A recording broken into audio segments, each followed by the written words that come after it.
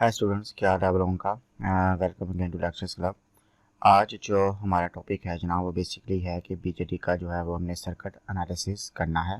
Basically हमने DC circuit analysis करना है कि डीसी वोल्टेजेस जब बीजेटी में चलेंगी तो हमें कुछ पैरामीटर्स हैं जो बड़े इंपॉर्टेंट होते हैं, डीसी पैरामीटर्स, उनको देखना है कि वो कौन से हैं।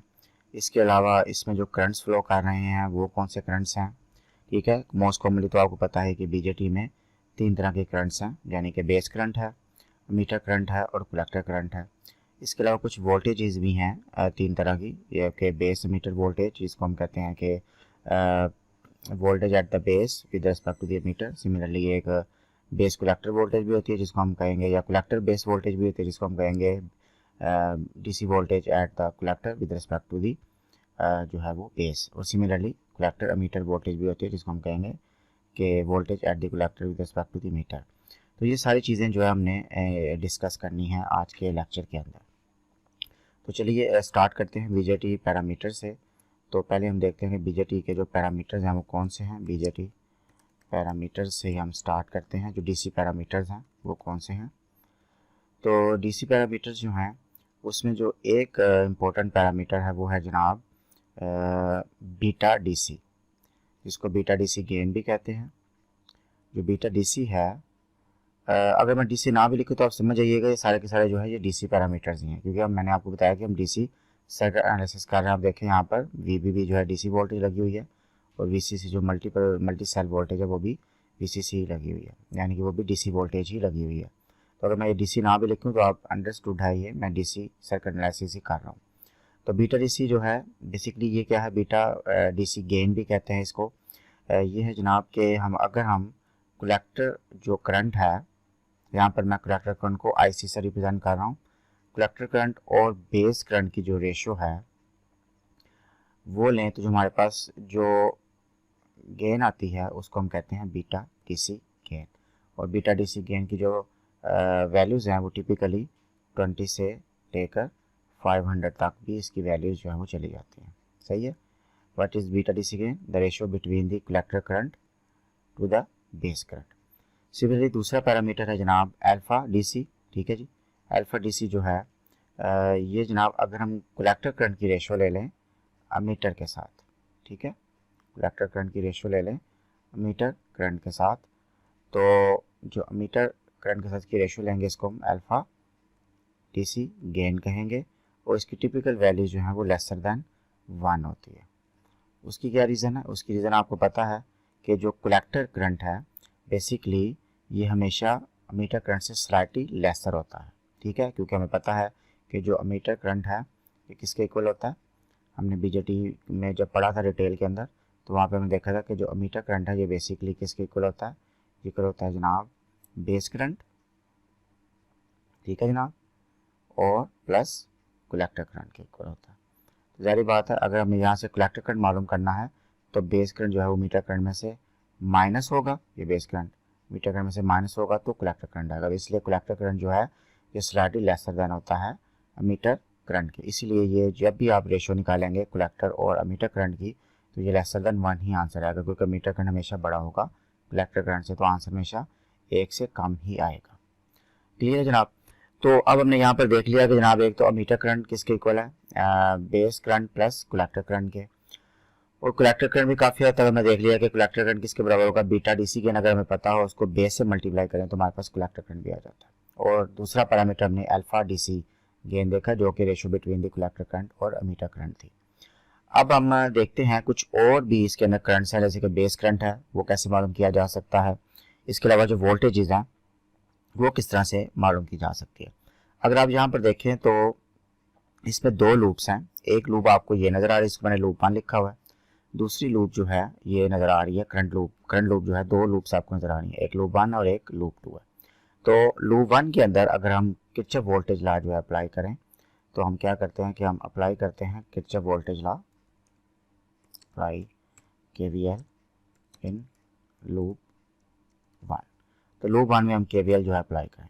अगर लूप 1 में केवीएल हम अप्लाई करें तो आप देख सकते हैं कि हमें केवीएल का पता है कि जनाब जो सोर्स वोल्टेज होती है किसके इक्वल होती है, all the voltage drops in the loop, यानी कि उस लूप के अंदर जितने वोल्टेजेस ड्रॉप्स होंगे वो उनके इक्वल होगी जो है वो सोर्स वोल्टेज। ठीक है, तो अगर यहाँ पर देखा जाए इस लूप के अंदर तो सोर्स वोल्टेज जो है वो हमारी VBB है, और वोल्टेज ड्रॉप एक तो इस रजिस्टेंस पे हो रही है, और दूसरी वोल्टेज ड्रॉप जो है वो जनाब हो रही है बेस और मीटर के दरमियान में। यानी कि अगर हम लूप को कुछ इस तरह से चलाएं, ठीक है, अगर हम लूप को कुछ इस तरह से चलाएं तो एक वोल्टेज ड्रॉप जो है इस रजिस्टेंस पर हो रहा है RB के ऊपर, जो बेस के ऊपर लगी हुई है, और दूसरा वोल्टेज ड्रॉप हो रहा है जनाब बेस और मीटर जंक्शन का वोल्टेज ड्रॉप जो होता है वो वोल्टेज ड्रॉप भी हो रहा है।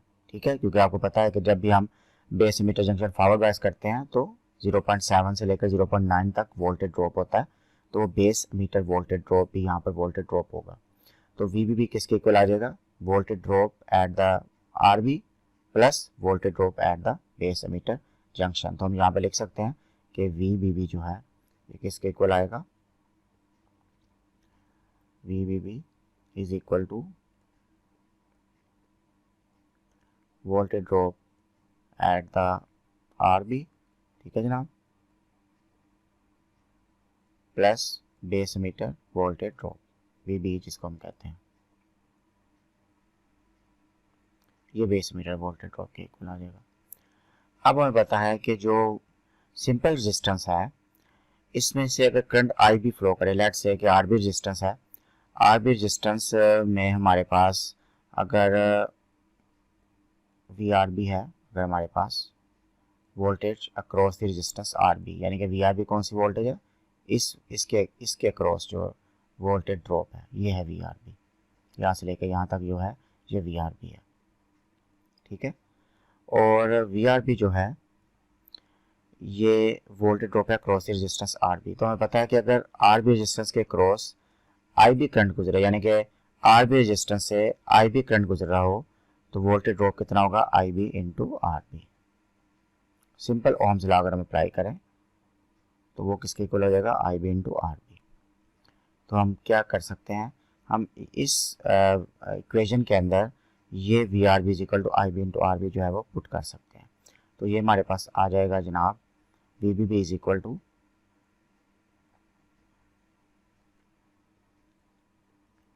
हमने वहाँ पर सिंपल क्या करना है, उसको प्लॉट कर देना, सॉरी पुट कर देना इक्वेशंस को, IB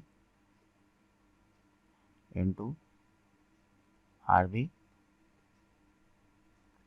प्लस VBE।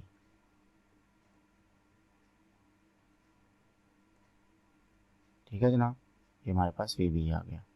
अब यहाँ से अगर हम इसको रीअरेंज करें तो जो IB है वो बेसिकली हमारे पास क्या आएगा, यहाँ से अगर हम इस इक्वेशन को रीअरेंज करें तो IB हमारे पास आ जाएगा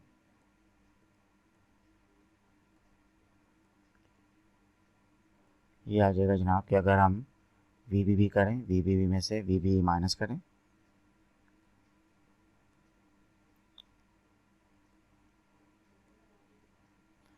इसके बाद हम जो है इसकी सोल्यूशन भी करेंगे, कुछ न्यूमेरिकल भी करेंगे, प्रॉब्लम भी करेंगे, ताकि आपको आइडिया हो जाए कि अगर BJT का सर्किट एनालिसिस करें तो इसका न्यूमेरिकल किस तरह से हम कर सकते हैं। तो ये आ जाएगा VBB minus VBE over RB। ठीक है जनाब, तो ये हमारे पास बेस करंट भी आ गया कॉमन मीटर के केस में, कि हम बेस करंट जो है वो किस तरह से मालूम कर सकते हैं, ये हमारे पास जो है वो आ गया। सही है, तो इस तरह से हमने 4-5 चीज़ें अभी तक मालूम कर ली हैं। एक तो हमने बीटा DC गेन मालूम कर लिया, अल्फ़ा, दोनों पैरामीटर्स मालूम कर लिए। उसके बाद हमने करंट और वोल्टेजेस भी मालूम कर लिए हैं, इसलिए कि सारी तो नहीं की अभी। एक तो हमने IE मालूम किया, जो कि हमें पहले ही पता था कि I is equal to IB और IC होता है, और IC अगर हमने मालूम करना है तो आपको पता है कि IC इज इक्वल टू होगा बीटा DC इंटू IB। इसके अलावा हमने IB भी मालूम कर लिया। सही है, अब यहाँ पर कुछ वोल्टेज ड्रॉप्स भी होते हैं। अगर लूप 2 के अंदर भी दोबारा हम KVL अप्लाई करें, अगर लूप 2 के अंदर भी आप देखें, अगर हम KVL अप्लाई करते हैं तो जो सोर्स वोल्टेज है वो है जनाब VCC। ठीक है, और VCC किसके इक्वल होगी, आप लूप 2 के अंदर आप देखें तो एक तो है जनाब आपका RC यानी कि रेजिस्टेंस एट द कलेक्टर, और दूसरा है जनाब वोल्टेज ड्रॉप ये वाला जो कलेक्टर और मीटर के दरमियान में हो रहा है, यानी कि voltage drop at the collector with respect to the emitter, इसको हम VCE कहेंगे। तो VCE वोल्टेज ड्रॉप होगा यानी कि कलेक्टर और मीटर के दरमियान में, और VCC जो है ये सोर्स वोल्टेज है, और एक वोल्टेज ड्रॉप होगा हमारा जो है इस RC के ऊपर, जो कि कलेक्टर करंट का जब इसमें से फ्लो करेगा। तो हम लूप 2 के अंदर भी केवीएल अप्लाई कर देते हैं जनाब। उसी तरह ही हम अप्लाई कर देते हैं जनाब, अप्लाई केवीएल इन लूप 2। तो लूप 2 में भी हमने जो है वो केवीएल अप्लाई कर देते हैं, ठीक है। अगर हम लूप 2 के अंदर केवीएल अप्लाई करेंगे तो आप देखें कि जनाब वीसीसी किसके इक्वल आएगा, वीआरसी यानी कि voltage drop at the collector plus voltage drop between the emitter and the collector. तो हम यहाँ पर लिख सकते हैं जनाब कि वीसीसी बेसिकली किसके इक्वल आ जाएगा,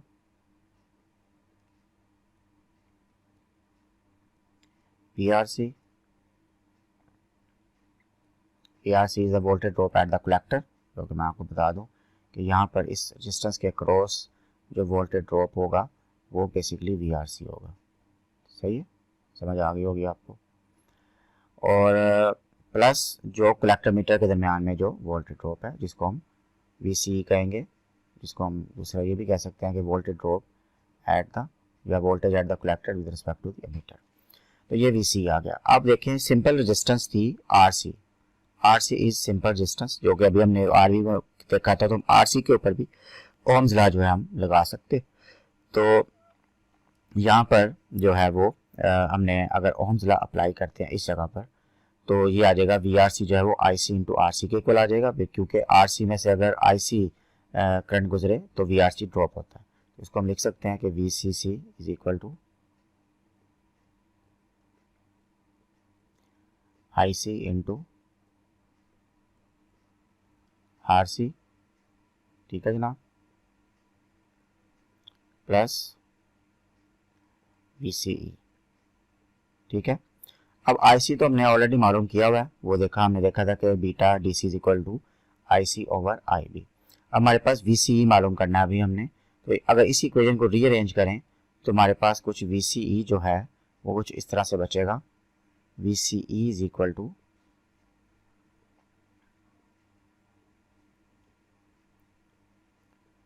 we C C minus I C into R सी।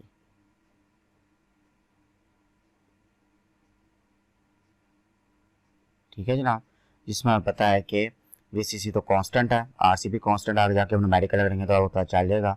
और आईसी किसके इक्वल होता है ये भी हमने देखा था कि यहाँ से देखें IC is equal to beta into I B. और आई बी किसके इक्वल है, आई बी अभी हमने यहाँ पर मालूम किया है, आई बी जो है वो इक्वल है I B is equal to V B minus V B over R B.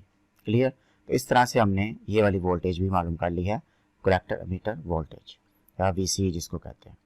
अब जो है आखिरी जो वोल्टेज रह गई है वो है जनाब कलेक्टर बेस वोल्टेज, यानी जिसको हम कहते हैं कि voltage at the collector with respect to the base, यानी कि जो यहाँ पर है कलेक्टर और जो है वो बेस के दरमियान में ये वाली वोल्टेज जो है ये हमने अभी मालूम करनी है। तो चलें ये मालूम करते हैं। तो हमें पता है कि जो यहाँ पर टोटल वोल्टेज ड्रॉप आ रहा था V C E collector emitter के दरमियान में, अगर उसमें से वी बी ई माइनस कर दें ये वाला वोल्टेज ड्रॉप तो हमारे पास ये वाला वोल्टेज आ जाएगा, यानी कि ये वाली वोल्टेज आ जाएगी कलेक्टर और बेस के दरमियान में। तो हम सिंपल फार्मूला लगा लेते हैं कि वी सी बी जो है ये किसके इक्वल आ जाएगा, अगर हम वी सी ई में से कलेक्टर मीटर जो वोल्टेज है ड्रॉप है उसमें से माइनस कर दें बेस मीटर वाला वोल्टेज तो हमारे पास वी सी बी आ जाएगा। ठीक है जनाब, तो इस तरह से हमारे पास जो है वो वी सी बी आ गई। तीन वोल्टेजेस हमने मालूम कर लिए। वी सी बी बड़ी इंपॉर्टेंट होती है, इसके अंदर बड़ी करेक्टरिस्टिक कर्व वगैरह में भी हम इसको देखेंगे और वी सी को भी करेक्टरिस्टिक कर्व में आप देखते हैं कलेक्टर की। वी बी जो है वो बेस मीटर वोल्टेज है। इसके अलावा तीन करंट्स हमने निकाले हैं, आई बी, आई सी और आई ई, और दो पैरामीटर्स हमारे पास आए हैं बीटा डी सी गेन और अल्फा डी सी गेन। चलिए अब इसके न्यूमेरिकल करते हैं कि अगर हमारे पास सर्किट एनालिसिस में हमारे पास कुछ वी बी बी की वैल्यू हो, वी सी सी की वैल्यू हो, आर बी हो और आर सी हमें मालूम हो, तो अगर हमें ये चीज़ें मालूम करनी है तो किस तरह से इसका एक छोटा सा न्यूमेरिकल हम कर सकते हैं। तो स्टूडेंट्स अब कुछ क्वेश्चन है वो करते हैं।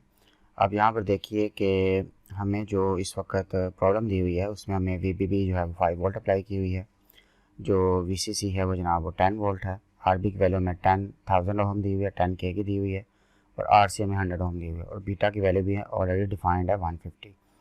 तो हमने इसके जो है वो करंट्स निकालने हैं और वोल्टेजेस निकालनी हैं इन्हीं वैल्यूज़ को यूज़ करते हुए। और जो अभी हमने सर्किट एनालिसिस किया था उसी से हम जो है वो फार्मूले जो डिवाइस किए थे हमने जो ड्राइव किए थे उसी को हमने जो है यूज़ में लेकर आना है और जो है वो इनकी वैल्यू जो है फाइंड आउट करनी है। तो अगर हम IB की जो अभी हमने मालूम किया था, अगर हम IB की वैल्यू देखें तो अभी हमने देखा था कि IB जो है वो बेसिकली किसके इक्वल होता है, इक्वल होता है VBB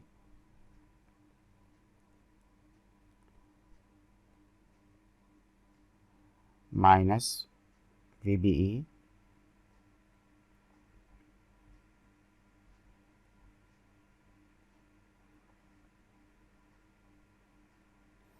ओवर RB।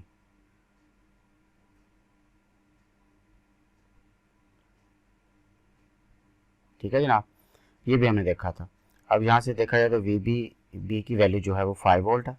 ठीक है, और जो VBE है वो हमें पता है कि 0.7 होता है। ठीक है, ये तो डिफ़ॉल्ट हम लिख देते हैं। और RB हमें जो है वो 10,000 ओम जो है वो दिया हुआ है, 10K दिया हुआ है।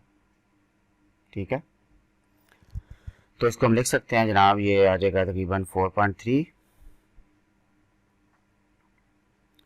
और ये आ जाएगा 10K।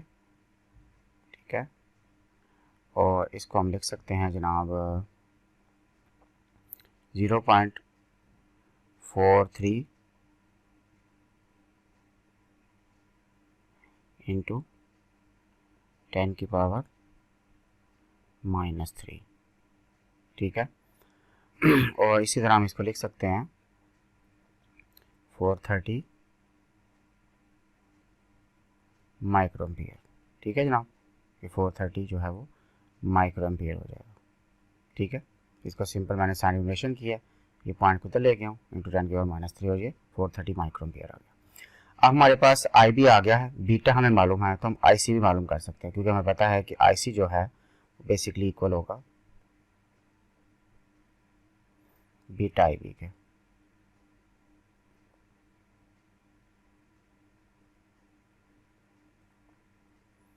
ठीक है जनाब,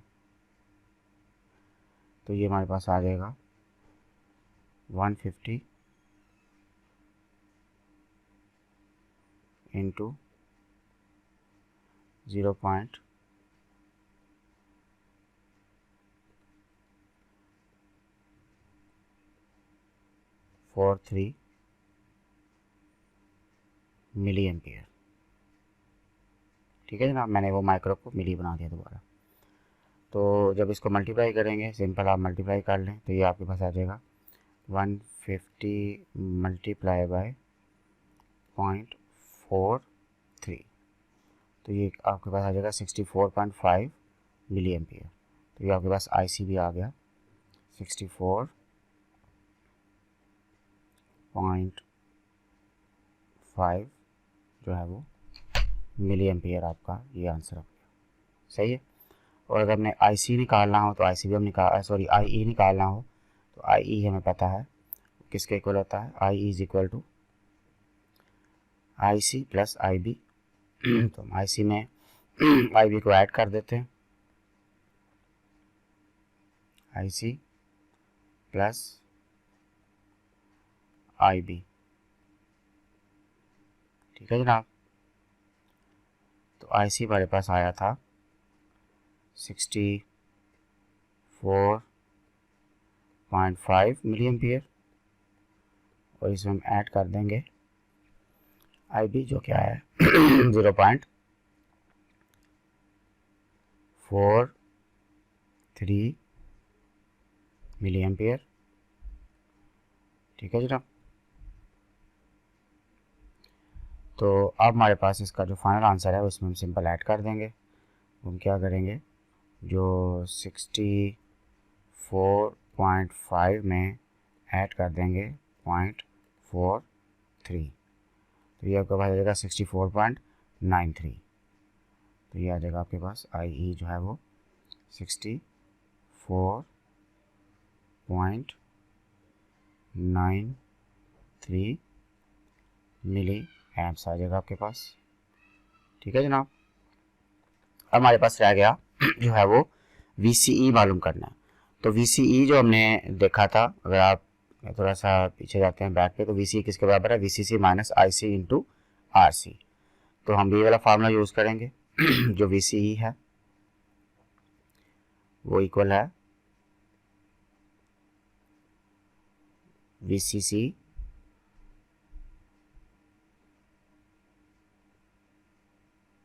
माइनस IC इंटू RC। ठीक है जनाब, और VCC जो है वो हमारे पास कितना है जनाब, वो है 10 वोल्ट। VCC हमारे पास है जी 10 वोल्ट, तो यहाँ पे 10 वोल्ट की वैल्यू लगा देंगे। और हमारे पास जो IC इंटू RC है, IC हमारे पास आया हुआ है जनाब 64.5, ठीक है जी, इंटू 10 की पावर जो है हमारे पास 10 रेज़ पावर -3 आ जाएगा मिली एम्प्स की वजह से, और ये मल्टीप्लाई हो जाएगा RC जो है वो हो जाए 100। RC हमारे पास जो है 100 है। तो जो इसका हमारे पास फर्दर आएगा वो आ जाएगा जनाब 10 माइनस, ये आ जाएगा हमारे पास जनाब 6.45। ठीक है, ये हमारे पास 6.45 आ गया। इसको टोटल हम जब कैलकुलेट करेंगे तो ये हमारे पास जनाब बाकी बचा हमारे पास 4.55 बचेगा। तो हम यहाँ पे कर लेते हैं जी 10 माइनस 6.45, ये हमारे पास 3.55 बच गया हमारे पास, ये आ गया जी 3.55 वोल्ट। ये हमारे पास VC आ गया। और VCB हमने किस तरह मालूम करना है वो भी हमने जो फार्मूला देखा है। VCB किसके इक्वल होता है, VCE जो है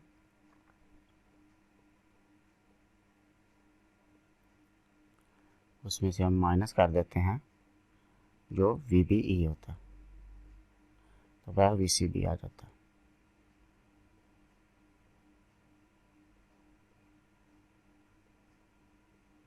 ठीक है, तो VC हमारे पास है जनाब 3.5।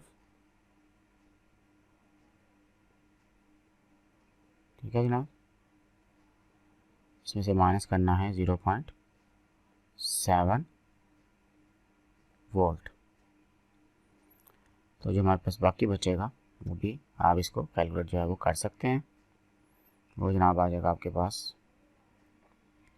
3.55 माइनस 0.7, तो ये आ जाएगा 2.85 वोल्ट। तो इस तरह से अगर हमें कॉमन मीटर सर्किट दिया हो तो DC एनालिसिस हम कर सकते हैं। अगर हमारे पास ये वैल्यूज़ अवेलेबल हों या इनमें से कोई भी दूसरी वैल्यूज़ अवेलेबल हों तो हम तीसरी वैल्यूज़ जो है वो निकाल सकते हैं। ठीक है, तो आई होप कि आपको ये लेक्चर जो है वो कम्प्लीटली समझ आ गया होगा। कोई क्वेश्चन है तो आप कमेंट बॉक्स में पूछ सकते हैं और मैं जो है उसका रिप्लाई करूँगा। इस वीडियो का भी लाइक भी करना, चैनल को सब्सक्राइब करना, बेल की नोटिफिकेशन ऑन करने भूलना ताकि नेक्स्ट वीडियो अपलोड करूँ तो आपको नोटिफिकेशन मिल जाएगा। मिलते हैं अगली वीडियो में। अल्लाह हाफिज़।